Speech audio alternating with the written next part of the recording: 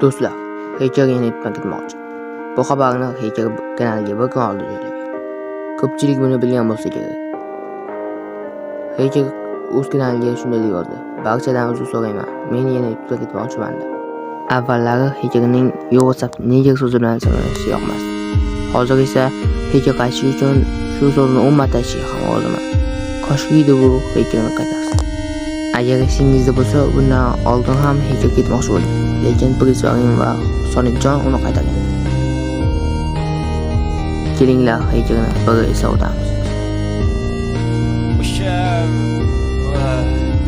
qayerdaman? Stop. Qayerdaman? Voy, yana qanaqa joyga? Qop-qorong'man bu joy. Sinabos, biz o'yinga Bugun sizlarga keldim. Heykel va bunga videoda Divix bilan qaralar joyga qamal qolay. Hattoki faqat biz ikkimiz qamalamiz. Boshqalar bilan nima qamalmaydi?